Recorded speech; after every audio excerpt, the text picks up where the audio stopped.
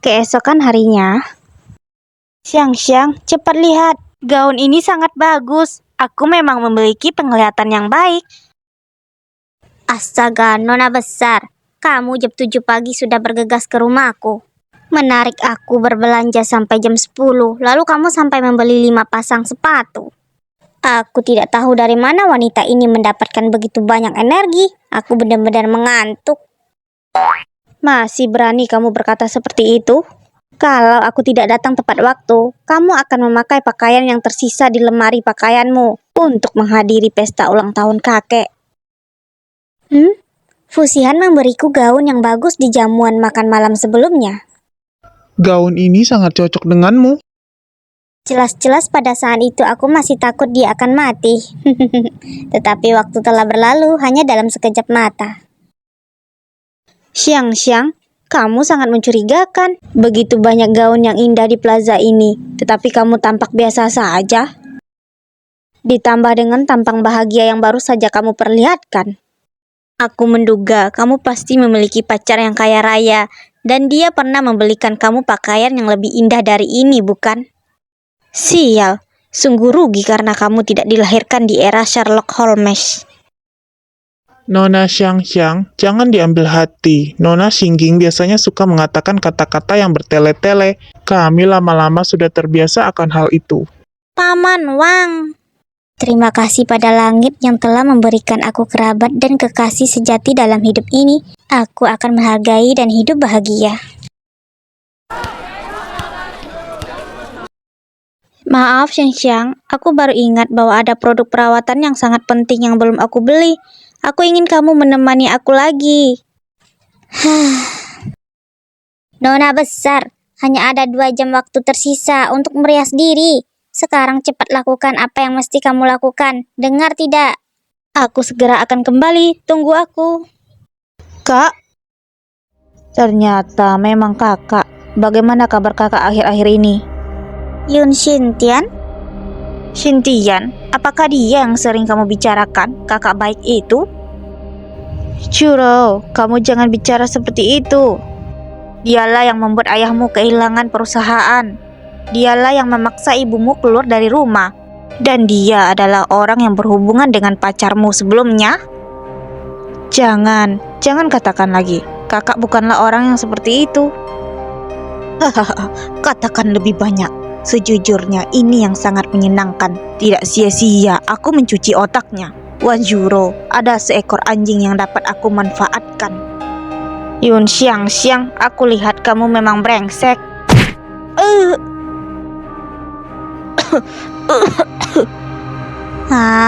Aku juga tidak tahu barusan aku kenapa. Aku baru saja bertemu dengan anjing adikku yang menggonggong. Karena tanganku ini baru saja melakukan perawatan seharga ratusan juta, jadi aku hanya bisa menendangnya dengan kakiku. Kamu memiliki hati yang besar, jadi pasti kamu tidak akan menyalahkanku. Perawatan seharga ratusan juta? Wanita jalang ini sekarang sungguh bernasib baik.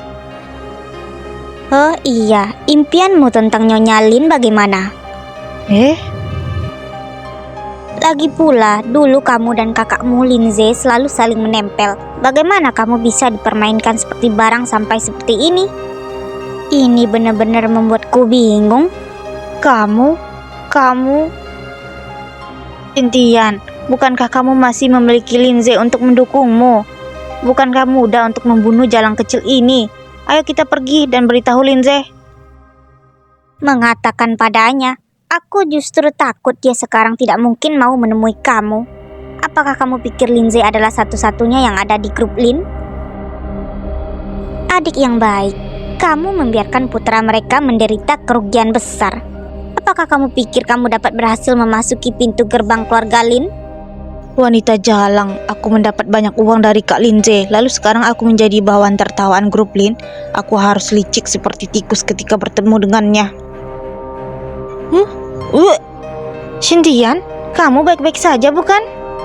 Tiba-tiba ingin muntah. Gejala ini, mungkinkah Yun Xintian sedang hamil? Ya, tidak perlu dikatakan lagi. Aku pikir 80% sudah wanita itu pasti sedang mengandung. Aku juga berada dalam tahap awal kehamilan dan aku merasa gejalanya sangat mirip denganku. Kalau dilihat dari usia yang masih muda, dia terlalu dini untuk hamil. Anak? Apakah aku benar sedang mengandung anak dari Kak Lindsay? Bagus, ini bagus sekali. Aku belum kalah. Hahaha. Langit telah membantu aku. Sintian, ada apa denganmu? Jangan menakutiku. Maaf, biasanya tubuhku sehat-sehat saja, tapi mungkin aku sedikit cemas melihat kakakku melakukan hal itu. Kamu masih saja memanggil dia kakak. Ayo, aku akan membawamu ke rumah sakit untuk melakukan pemeriksaan. Kehamilan adalah masalah besar. Kalau sesuatu terjadi padamu, Yun Xiangxiang pasti tidak akan bisa menghindarinya. Pada saat-saat seperti ini, kamu masih tidak lupa untuk melawan Yun Xintian. Sedikit pun aku dan kamu tidak memiliki hubungan apapun. Semua orang di sekitarku tahu bahwa aku belum menyentuhmu sama sekali. Benar, kita semua bisa bersaksi untuk wanita itu. Betul, mungkinkah karena hamil lalu menjadi tidak masuk akal?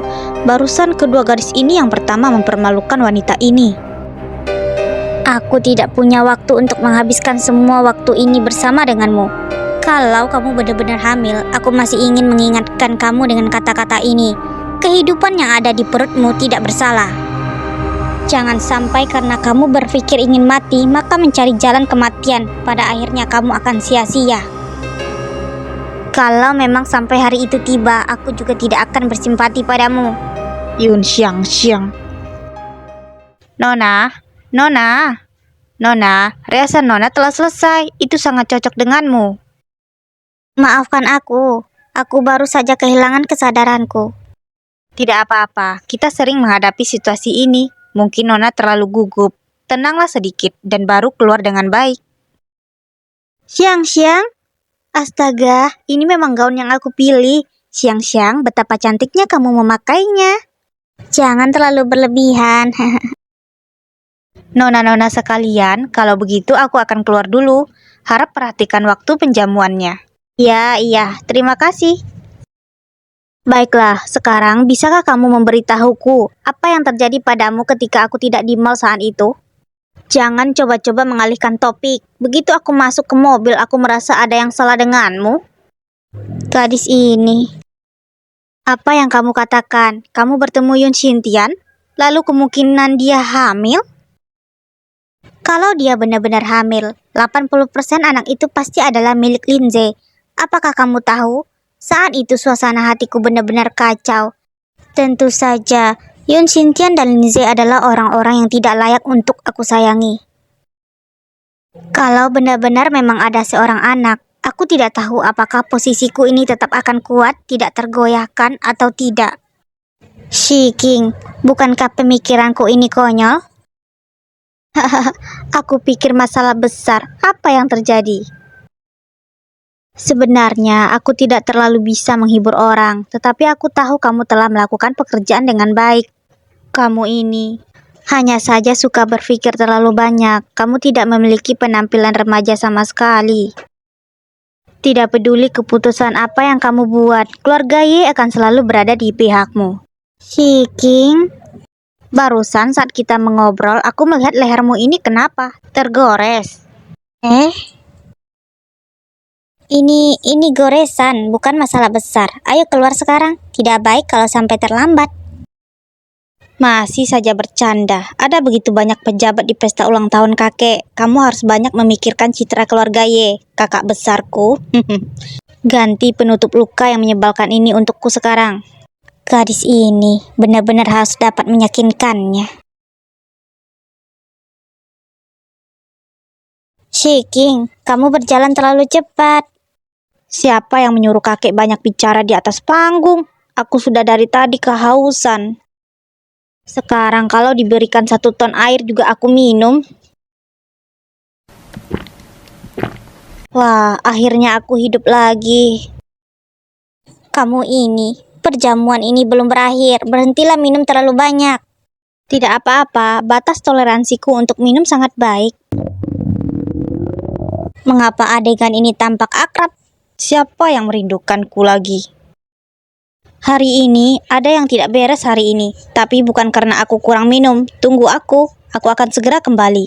Sifat gadis itu sangat berapi-api. Aku tidak tahu itu mirip siapa.